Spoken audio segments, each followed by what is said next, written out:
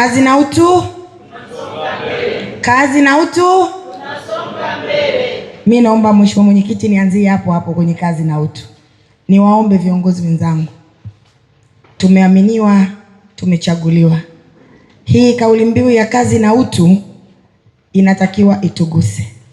Sisi viongozi tunatakiwa tufanye kazi na pia tuzingatie kuwa na utu. Tuendelee kuwathamini watu waliotupa imani ya kutupa hizi nafasi, kuanzia viongozi wetu ambao ni waheshimiwa madiwani na sisi viongozi wa chama, kwa sababu serikali ya manispaa ya Musoma mjini iko chini ya Chama cha Mapinduzi. Kwa hiyo tuendelee kuwatumikia wananchi wetu na kuendelea kuthamini utu wao. Mheshimiwa Mwenyekiti, mimi naendelea kuwashukuru wajumbe wa halmashauri kuu hii, kwani wao ndio walifanya mpaka mimi nikawa mbunge. Na mimi mbunge wenu ninaendelea kuwakilisha ipasavyo katika Bunge la Jamhuri ya Muungano wa Tanzania kama mlivyoniamini. Kwa kipindi kifupi cha miezi 7 naweza kusema wakati mnaniamini hamkukosea. Ni mambo mengi ambayo nimeweza kuyawasilisha yanayohusu manispaa yetu na ameweza kupatiwa ufumbuzi kwa muda mchache sana. Mbali na hapo, sisi wote tunafahamu, tunaangalia vyombo vya habari, tunaangalia bunge. Ni mbunge pekee ambaye kwa bunge hili la kuanzia Aprili mpaka kufikia Juni nimeuliza maswali 8 ya msingi, nimeuliza maswali ya nyongeza 5 na nimechangia mara 5. Nimechangia hotuba ya Mheshimiwa Rais, nimechangia hotuba ya Wizara ya Waziri Mkuu TAMISEMI, nimechangia Wizara ya Ujenzi, nimechangia Wizara ya Maliasili na Utalii na nimechangia bajeti kuu. Kwa hiyo kwa hivyo tu vinaonyesha ni namna gani hamkukosea kunituma kwenda kuwawakilisha na kuwa kisemeo chenu. Mheshimiwa Mwenyekiti, kwa haraka kuna vitu ambavyo vilikuwa vina waudhi sana watu wengi wa Musoma mjini, na mimi nimeweza kwenda kupambana navyo ipasavyo na vimezaa matunda.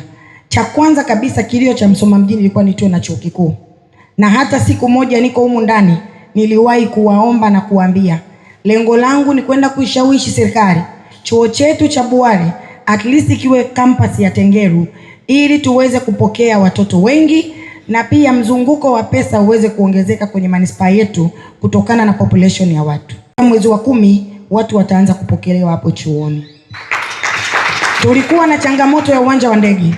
Huu uwanja wa ndege sisi hapa tuko jirani na Serengeti National Park. It's about 130 kilometers.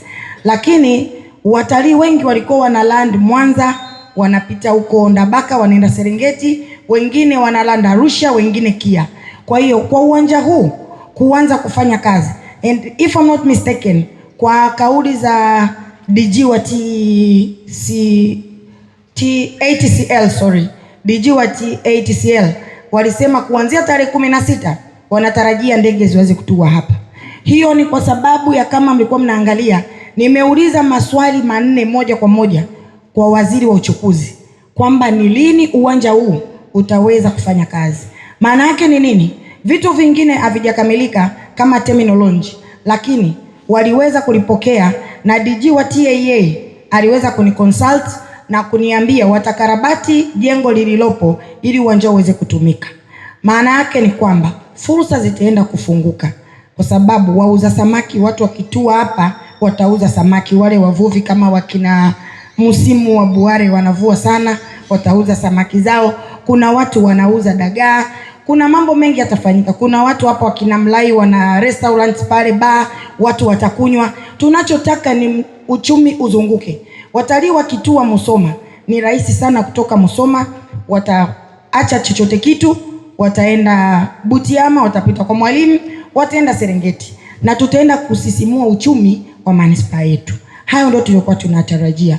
Mbali na hapo, tumekuwa na issue ya bandari. Tunao bandari ya Iringo. Ile bandari watu walikuwa hawaelewi maana ile bandari.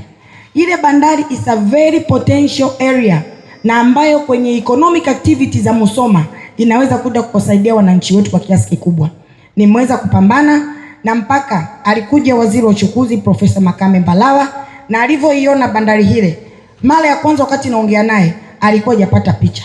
Akaniambia itabidi tujenge gati ya mita 100 ili meli ziweze kuingia. Good thing alivyofika alikuta gati ile ina hizo mita 100, lakini depth yake kidogo ndio imepungua, na wakasema wanaweza kuja kufanya kuchimba ku excavate pale ili meli ziweze kupaki. Wakati hizo procedure zinaendelea, nikaenda na alternative nyingine. Nikaiomba Wizara ya Uchukuzi kupitia Katibu Mkuu Kayara kwamba tunaomba, kuna watu ambao ni private wanataka waanze kuleta meli na baadhi ya vitu, for instance cement kutoka Kisumu. Nadhani wote ni mashahidi, mnajua cement za Kenya ziko chini, na ninashukuru Mungu mpaka sasa hivi nina 77% za hiyo deal kwenda kumachua. Itakapomachua tunaenda kufungua fursa za kiuchumi kwa Musoma mjini, na vijana wetu wataenda kujikwamua kwa kiasi kikubwa, hata na watu wanaotarajia kujenga, maana tunatarajia uchumi usiwe tu wa manispaa yetu, hata wa mtu mmoja mmoja. Tunaangalia uchumi wa vitu na uchumi wa watu. Ukiwa na uchumi wako utajenga. Simenti itakapokuwa ikishuka hapo, ikitokea Kisumu, bei itapungua. Sasa hivi wote ni mashahidi, simenti tunanunua 23,000, lakini tunaweza tukapata simenti hata kwa bei ya 18,000 ama hata 17,000.